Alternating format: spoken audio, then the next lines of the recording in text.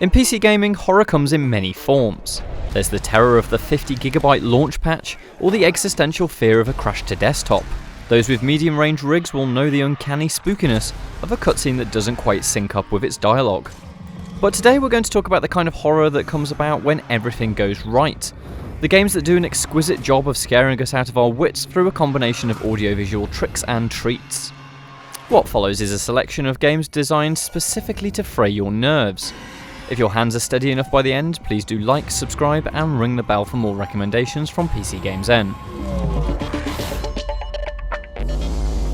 Before 2017, you'd never have guessed that Resident Evil would become a first-person game set in a single family home.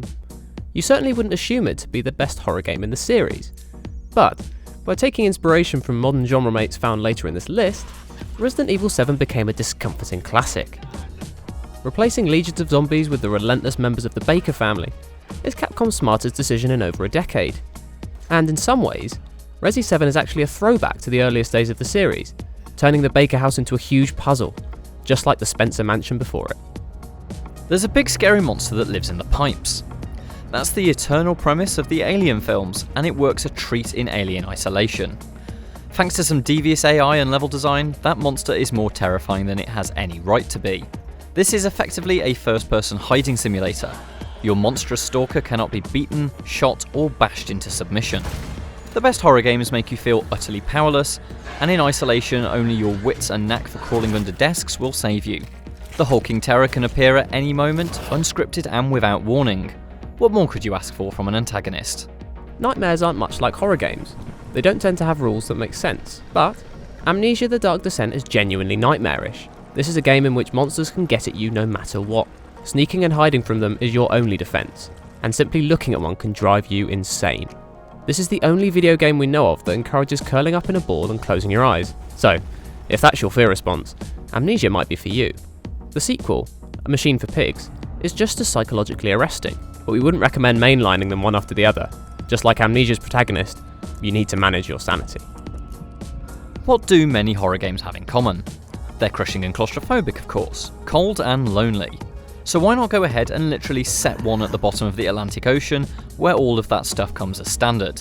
That's what you'll get with ISOMA. Food is running out, the radio has stopped working, and the human beings that remain have been corrupted somehow. But at least there's company. The machines in this underwater facility have decided they're probably people too. Like people, it turns out they have the capacity to utterly lose their minds. Just don't try to fight them. Either outsmart them, or start running. The shaky cam style of found footage might have played itself out in cinema, but it was still a novelty in games by the time Outlast rolled around. The only way to find your way around its abandoned hospital is to cautiously peer through your camcorder's green-tinged night vision mode. This gives Outlast a distinctly eerie visual identity, and you a constant fear of baddies tapping you on the shoulder. To make matters worse, the batteries only last a few minutes. Perhaps the greatest upset here is the terrible value for money your camera represents. Outlast is truly a modern horror story. Dead Space is the story of a fun cabal of ne'er-do-well cultists who bring a deep space mining ship to its flickering, malfunctioning knees. In this game, you're contributing to the horror, slicing open alien creatures with the laser cutter you used on the job as the ship's mechanic. But a license to operate heavy machinery doesn't mean that you can ever drop your guard. Dead Space subtly mixes violence and paranoia to create an unrelentingly bleak miasma of despair. They should have put that on the back of the box. All aboard the classic haunted house spaceship with slightly too many corners for spooky things to hide behind. The best horror games keep you up at night. By that metric, The Evil Within 2 screams itself to the top. Forget performing on stage in your underwear. Your new favourite nightmare is seeing a pile of bodies coagulate into a woman with a buzzsaw for an arm who laughed at you through several faces. The Evil Within 2 is packed with skin-crawling set pieces like this, and stays true to its survival horror roots. You're always pitted against one more crazed enemy than you have bullets for. Basically, the scariest thing to happen to games was 3D engines. I know that makes me sound like a caveman frightened by the discovery of fire, but it's true.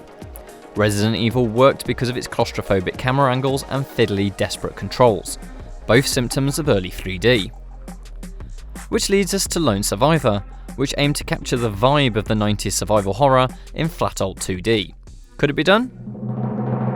Alright Maestro, you can probably cut that out. Since it appears in a best horror games list, yes, clearly Lone Survivor pulled it off. Much of that is down to its use of deeply unsettling sound effects and music, but the visuals certainly play their part. Just wait till that minimalist pixel art starts playing horribly on your imagination. There they are.